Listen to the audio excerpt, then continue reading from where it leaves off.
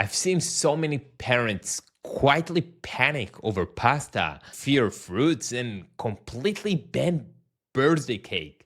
But what if I told you the real problem isn't the carbs, it's the fear itself? Let's talk about what it's actually doing to your child. Something I've seen a lot lately. A mom on Facebook group asked for advice. She said, "My daughter keep gaining weight. Should I try a low carb diet?"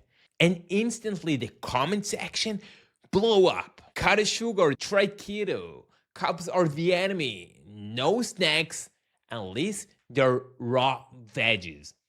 And honestly, it's break my heart because behind that question is a real parent, worried, tired, probably blaming herself a little too much already. And now she's being told that the answer is to strip away half of the food her child enjoys. So let's begin with something. Carbs are not toxic, and sugar is not poison and not the enemy either. Here's the truth. Carbs are literally your child's main resource of energy. Their body and brain needs them. I once worked with dad named David. He came to me worried because his 10 years old son Ali was gaining weight so fast. David had read a blog post that said cutting carbs would help reset his son's metabolism. So out the pasta, out the pita bread, out went every snack Ali actually liked. For a week, it seems to work. The scale dropped a bit, but here's what else happened. Ali started sneaking crackers from the pantry. He begged for just one bite of dessert every single night. And when David said no, Ali cried. Not because he was hungry, but because he felt like something was wrong with him wanting food. That moment changed everything for David, and it should for us too. Let's talk about why restrictions feels like it works. When we take away a whole group of foods, like carbs for example, we automatically reduce how much our child is eating. That's why extreme plans like keto seems to help at first. It's not a magic, it's math. But here's the catch. Kids aren't robots who eat the same thing every day and feel nothing about it. They're emotional, curious, easily influenced. They want to feel normal around their friends, not like the weird kid with the lettuce wrap while everyone else eating their favorite pizza. And most of all, they're growing physically and mentally. Here's the thing. Restriction creates obsession. I work with a mom named Lisa, whose daughter Mia was constantly asking for sweets. Mia wasn't even overweight, but Lisa was terrified that sugar would get her hooked. So she started saying no. No cookies, no birthday cakes, no even a granola bar if it had a chocolate chips. And guess what happened? Mia became obsessed.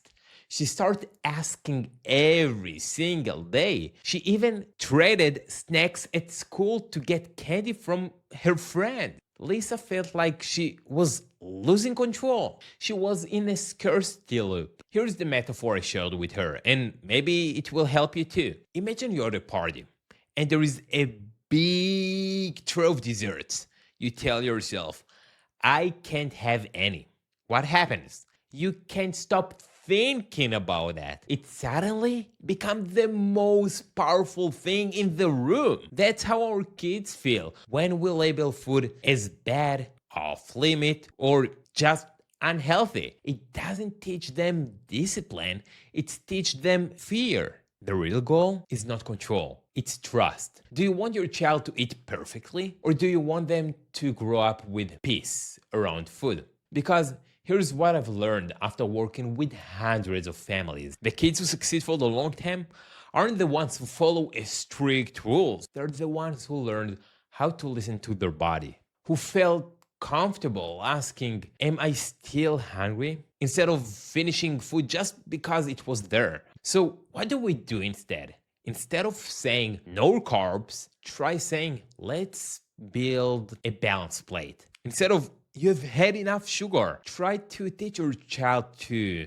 listen to their bodies and enjoy the right portions with taking a moment and see how it's feeling in their body. And instead of banning food, make sure that you have all types of food and even sweets as part of your child weekly diet. You're not raising a perfect eaters, you're raising a future adult. And that adult will need to navigate birthday parties, holiday dinners, office lunches, late night cravings. They will need more than willpower, they will need wisdom. So here's your little reflection prompt. What message is your child getting about carbs, snacks, sweets? Is it fear or understanding? And if it's been fear until now, do me a favor, don't beat yourself up.